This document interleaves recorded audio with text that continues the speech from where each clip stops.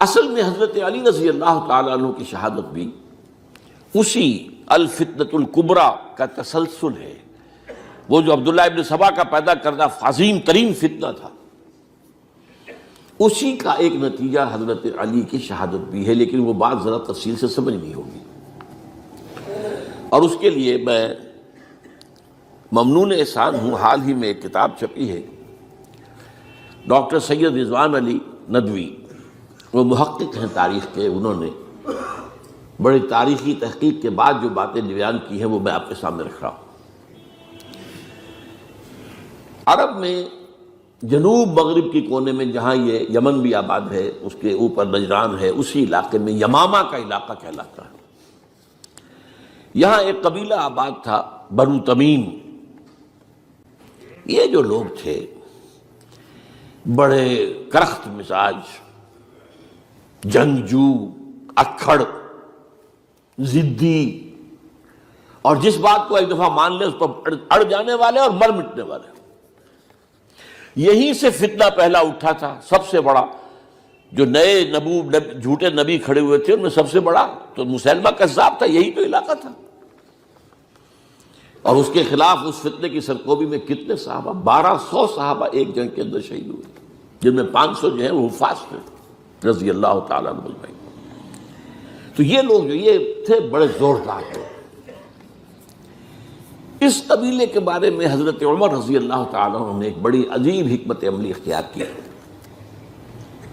ان کو وہاں سے اکھاڑ کر اور ایران کی سرحدوں پر آباد کر دیا، اب جہاں پر جہاد ہو رہا تھا،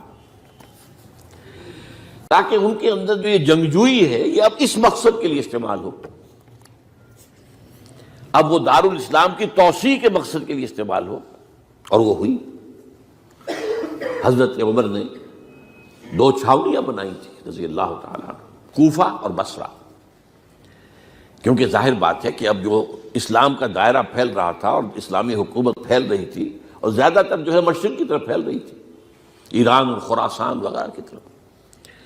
تو اب مدینے سے اس کا کنٹرول اتنا آسان نہیں تھا، فاصلہ تھا. تو چھاؤنیاں بنائیں تاکہ یہ اس سرحد کے اوپر یہ موجودہ مرکز رہے، یہاں فوجیں موجود رہیں، کہیں کوئی بغاوت ہو تو اس کو کچلنے کے لیے وہ قوت فوری طور پر دستیاب ہو سکے. یہ لوگ ہیں کہ جو عبداللہ ابن سبا کی فتنے سے سب سے زیادہ متاثر ہوئے. ان کی مزاج میں وہ کجی تو تھی نا. حضرت عمر بھی ان کا جو ایک مضبوط کنٹرول تھا انہیں دبائے رکھا ہے، اور ان کا رخ جو ہے ایک دوسری طرف موڑ کر اس سے اسلام کو فائدہ پہنچایا. لیکن اس کے بعد جب فتنہ جو آیا یہ عبداللہ ابن سبا، تو سب سے بڑھ کر یہی لوگ اس کے ماننے والے، اور انہی میں سے وہ لوگ تھے جنہوں نے جانیں بھی دے دی ہیں، جنہیں حضرت علی نے زندہ جلایا ہے، اس لیے کہ وہ کہتے تھے کہ علی خدا ہے. اے علی تم خدا ہو، تم ہمیں آگ میں جلا رہے ہو، یہ تو تم ہمارا امتحان لے رہے ہو. وَلَنَبْلُوَنَّكُمْ بِشَيْءٍ مِّنَ الْخَوْفِ وَالْجُوعِ وَنَقْصٍ مِّنَ الْأَمْوَالِ وَالْأَنفُسِ وَالثَّمَرَاتِ. اب وہ اس آیت کو اپنے اوپر منطبق کر رہے ہیں. تو یہ جو کرخت لوگ تھے، انہوں نے در حقیقت جو ہے عبداللہ ابن سبا کے کردار میں سب سے بڑا رول پلے کیا، اور انہی کے ہاتھوں حضرت عثمان شہید ہوئے رضی اللہ تعالیٰ. اور اس کے بعد انہوں نے حضرت علی رضی اللہ تعالیٰ عنہ کو اپنے گھیرے میں لے لیا، کیونکہ انہی کی کثیر تعداد موجود تھی مدینے میں جب حضرت عثمان شہید ہوئے. اس کے بعد اب ظاہر بات ہے کہ کوئی نہ کوئی تو خلیفہ ہونا چاہیے تھا. حضرت طلحہ سے کہا گیا، انہوں نے معذرت کر لی. حضرت زبیر سے کہا گیا، انہوں نے معذرت کر لی. اب ظاہر بات ہے کہ حضرت علی آخر امت کو چھوڑا تو نہیں جا سکتا تھا بغیر امام کے. انہوں نے قبول کر لی، اگرچہ حضرت حسن روکتے رہے کہ ابا جان یہ ان لوگوں کی بیعت جو ہے آپ قبول نہ کیجیے. حضرت حسن تو ان میں سے ہیں جو حضرت عثمان کے دروازے پر کھڑے تھے پہرے دار کی حیثیت سے، حسن اور حسین رضی اللہ تعالیٰ عنہ. انہیں تو معلوم تھا فتنہ جو کون لوگ ہیں. اس کے بعد حضرت علی رضی اللہ تعالیٰ عنہ نے اسی حکمت سے، جس حکمت کے تحت حضرت عمر نے یہ چھاونیاں آباد کی تھیں، دارالخلافہ بھی مدینے سے کوفہ منتقل کر دیا تاکہ پورے عالم اسلام کو کنٹرول کیا جا سکے اس مرکز کے ساتھ. اس کا نتیجہ یہ نکلا کہ اب گویا کہ حضرت علی کے گرد ان لوگوں کا گھیراؤ مکمل ہو۔ کوفے میں یہی تو آباد تھے، کوفی یہی تو تھے، حضرت عمر نے انہیں لا کے یہاں آباد کیا تھا۔ جب حضرت علی نے کوفے کو اپنا دارالخلافہ قرار دیا تو گویا کہ ان کا پھر عمل دخل بہت بڑھ گیا۔ ایک طریقے سے یوں کہا جا سکتا ہے کہ انہوں نے اب حضرت علی رضی اللہ تعالیٰ عنہ کو اپنے محاصرے میں لے لیا۔ چنانچہ جنگ جمل کے موقع پر یہ ہوا ہے کہ صلح ہو گئی تھی، حضرت عائشہ رضی اللہ تعالیٰ عنہ کے جو نمائندے تھے اور ادھر سے حضرت علی، صلح ہو گئی تھی، طے ہو گیا تھا کہ ہاں قاتلین عثمان کو جو ہے اس کو سزا دی جائے گی، قصاص لیا جائے گا حضرت عثمان کی قتل کا۔ لیکن ان لوگوں نے 10,000 آدمی کھڑے ہو گئے کوفے کے اندر، ہم سب قاتل ہیں عثمان کے، لو قصاص ہم سے اگر لے سکتے ہو، جس کے نتیجے میں اور انہوں نے جنگ شروع کر دی۔ اور جب جنگ شروع ہو جائے تو پھر اس کے بعد تو کوئی نہیں دیکھ سکتا کیوں شروع ہوئی، کیسے شروع ہوئی، کس نے شروع کی۔ اب تو یا مارو یا مرو، دو ہی باتیں ہوتی۔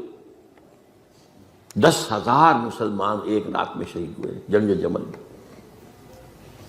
اب اس کے بعد حضرت علی رضی اللہ تعالیٰ عنہ کی خلافت جو ہے حضرت امیر معاویہ نے ماننے سے انکار کر دیا۔ جب تک قاتلین عثمان کو سزا نہیں دیتے ہم بیعت نہیں کریں گے۔ یہ نہیں کہ دعویٰ کیا ہو کہ میں خلافت کا حقدار ہوں، یہ نہیں، لیکن یہ کہ آپ کو ان کو سزا دینی چاہیے۔ اب یہ تھا وہ مخمصہ جس میں حضرت علی رضی اللہ تعالیٰ عنہ وہ فرماتے تھے تم میرا ساتھ دو تو میں ان قاتلین عثمان سے سزا جو ہے ان کو سزا دے سکتا۔ ادھر انہیں پتا تھا کہ میں سرنڈر کرتا ہوں تو مجھے علی تک تو پہنچنے کوئی نہیں دے گا، راستے میں ختم کر دیں گے رضی اللہ تعالیٰ عنہ۔ تو یہ پیچ تھا ایک جو ایسا پڑا ہے۔ اب اس میں جب حضرت معاویہ اور حضرت علی کے مابین فیصلہ کن جنگ ہوئی، جنگ صفین جسے کہتے ہیں، جس میں 70,000 مسلمان ایک دوسرے کی تلواروں، تیروں، نیزوں سے قتل ہوئے۔ اس موقع پر حضرت معاویہ کی طرف سے ایک آفر آئی، قرآن مجید کو نیزے پر اٹھا کر لوگوں نے کہا کہ یہ خونریزی بند کر دو، ہم قرآن کا فیصلہ ماننے کو تیار ہیں۔ حضرت علی دیکھ رہے تھے کہ یہ اصل میں میری فتح کو شکست سے بدلنے کا پروگرام ہے، تقریباً فتح میری ہو چکی ہے، لیکن یہ جو طبقہ تھا یہ انہوں نے کہا نہیں بڑی ٹھیک بات کہہ رہے ہیں، وہ مانیے ان کی بات، جنگ بند کی۔ انہوں نے ہی یہی لوگ تھے جنہوں نے مجبور کیا حضرت علی کو کہ وہ تحکیم پر رضامند ہو جائے۔ اس کے بعد تحکیم میں جو معاملہ ہوا، حضرت علی حضرت عبداللہ ابن عباس کو اپنی طرف سے حکم بنانا چاہتے تھے، یہ اڑ گئے نہیں۔ یہ اڑ جانے والے لوگ، اور یہی اصل قوت تھے، وہاں ساری طاقت تو نہیں کی تھی۔ تو انہوں نے ابو موسیٰ اشعری کو اپنی طرف سے مقرر، وہ بہت نرم خو آدمی تھے، انہیں بناؤ۔ بہرحال جو بھی بات طے ہوئی، اب تاریخ کی روایتوں میں اختلاف ہو سکتا ہے، کہا یہ جاتا ہے کہ طے تو یہ ہوا تھا حکمین کے مابین، ادھر سے ابو موسیٰ اشعری، ادھر سے عمرو بن العاص رضی اللہ تعالی عنہما، کہ آپ اپنے جو کلائنٹ ہیں حضرت علی، آپ انہیں معزول کر دیجئے، میں معاویہ کو معزول کر دیتا ہوں، پھر جو ہے مسلمان فیصلہ کر لیں کسی اور کی عبادت۔ انہوں نے کھڑے ہو کے کہہ دیا میں علی کو معزول کرتا ہوں، اور عمرو بن العاص نے کہا کہ میں معاویہ کو قائم کرتا ہوں۔ اب یہ ہے روایت، واللہ عالم، اس میں کتنا سچ ہے کتنا جھوٹ ہے، میں کوئی مورخ نہیں ہوں، میں کوئی تاریخ کا محقق نہیں ہوں۔ اس کے بعد جو ہے اب یہ لوگ انہوں نے کہا کہ مانیے تحکیم کو،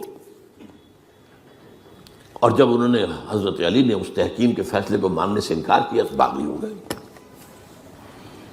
حضرت علی کو کافر قرار دیا، اور جا کر ایک جگہ پر حرورہ ایک جگہ تھی، وہاں پر جا کے جمع ہو گئے، جتھا بندی کی، بہت بڑی طاقتور وہاں کری۔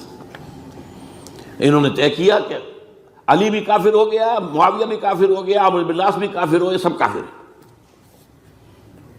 حضرت علی کی طرف سے ایک گئے سفیر ان سے بات کرنے کے لیے، تو انہوں نے کہا تم ہی نے تو کہا تھا کہ تحکیم کو تسلیم کرو، کہ ہاں ہم نے گناہ کیا تھا، کفر کیا تھا، ہم توبہ کی ہم نے، اگر علی بھی مان لے کہ میں نے مان کر کفر کیا تھا، اب میں توبہ کرتا ہوں تو ہم ان کی بات مان لیں گے۔ اب حضرت علی اس طرح کا جھوٹ کیسے بولتے ہیں؟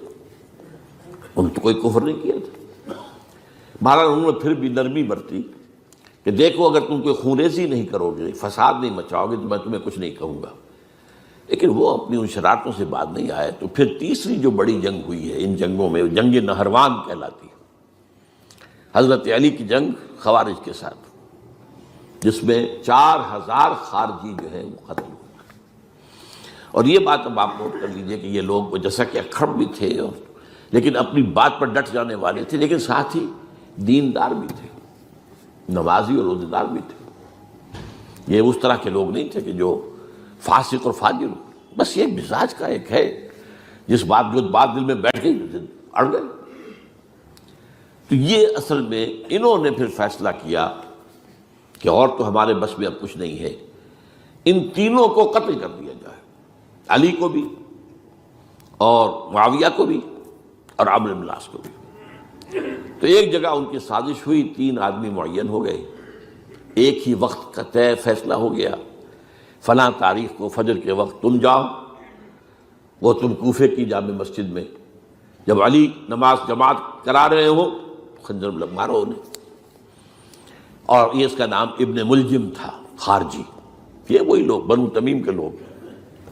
دوسرا جو تھا وہ دمشق میں حضرت معاویہ کو قتل کرنے، شہید کرنے کے لیے پہنچ گیا۔ تیسرا مصر پہنچ گیا حضرت عمرو بن العاص کو۔ اب یہ بات اللہ کی طرف سے ہے، یہ تو اس کی مشیت ہے، اس کا فیصلہ ہے۔ حضرت علی پر وار کارگر ہوا، آپ شہید ہو گئے۔ حضرت معاویہ پر وہ وار ذرا اوچھا پڑا، زخمی تو ہوئے لیکن آپ کی جان بچ گئی۔ عمرو بن العاص اس روز مسجد میں کسی معذوری کی وجہ سے، عذر کی وجہ سے فجر میں آئی نہیں سکی، لہذا حضرت علی کی شہادت ہو گئی۔ اب یہ ہے اصل پس منظر، کن لوگوں نے کیا شہید، اصل میں وہ سمجھ لینے کی بات ہے۔ یہ خوارج نے شہید کیا، لیکن خوارج کا فتنہ سبائی فتنے ہی کا آف شوٹ ہے، اسی کے ذیل میں ہے، اسی کی ایک شاخ ہے، اسی کا ایک نتیجہ ہے۔ یہ خوارج جو ہے بعد میں بھی ان کی مسلسل جو ہے وہ جنگیں رہی ہیں۔ بہرحال اس صورتحال کو یہ سمجھ لیجئے کہ یہ خلفائے ثلاثہ رضی اللہ تعالی عنہ، حضرت عمر شہید، عثمان شہید، علی شہید۔